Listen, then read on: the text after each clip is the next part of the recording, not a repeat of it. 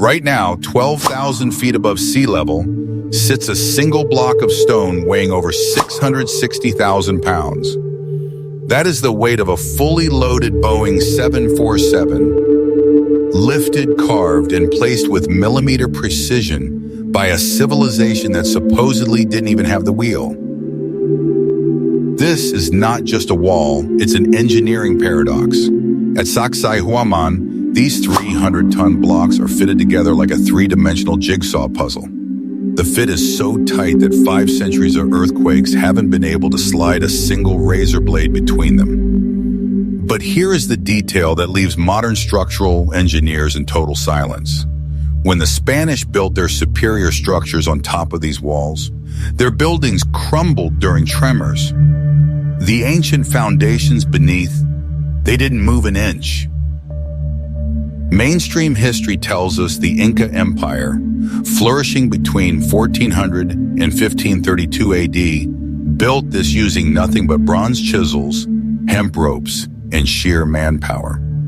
On the surface, it sounds plausible, until you look at the Mohs scale of mineral hardness. The stones at these sites are primarily andesite and diorite, igneous rocks with a hardness rating of 6 to 7. The bronze tools available to the Inca, they rate at a 3.5. It is a physical impossibility for a softer material to precision cut a harder one without being destroyed in the process.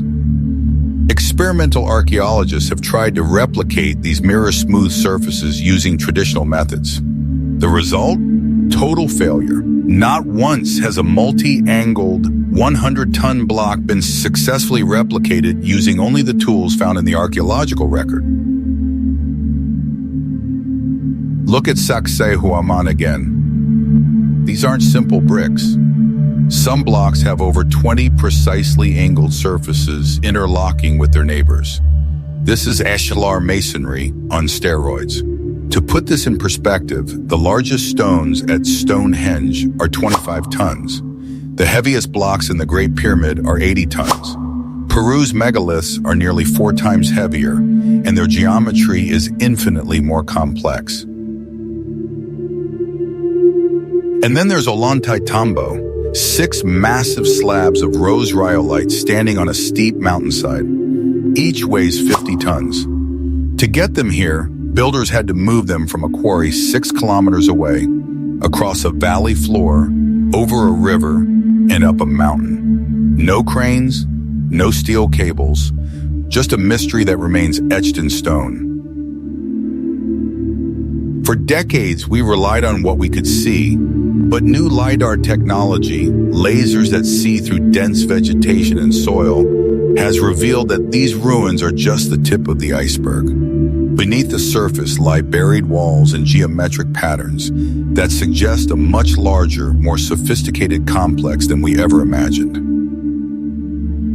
Even more intriguing, spectroscopic analysis of certain stone surfaces has detected chemical signatures suggesting exposure to intense heat.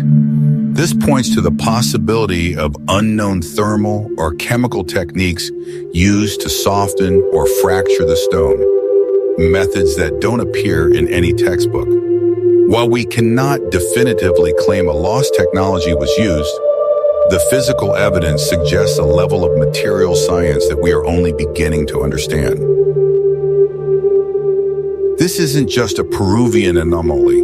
We see the same fingerprints at Baalbek in Lebanon, where 900-ton stones formed the base of Roman temples, stones the Romans themselves never claimed to have moved. We see it at Göbekli Tepe, built 12,000 years ago when humans were supposedly simple hunter-gatherers. Across the globe, an identical signature of high-precision, high-tonnage engineering exists, often aligned perfectly with the solstices and stars. What if the Inca didn't build the foundations, but instead inherited them? Even the Spanish chroniclers recorded Inca leaders saying these walls were already ancient when they arrived, built by a forgotten people from a time before. If that is true, we aren't just looking at ruins, we are looking at a lost legacy. The stones are waiting, The LiDAR is still scanning, and every year, the official timeline becomes harder to defend. If you believe there is more to our history than what we're being told, hit that subscribe button and join our investigation. What do you think? Were these stones moved by lost science or human persistence? Tell me your theory in the comments. Thanks for watching.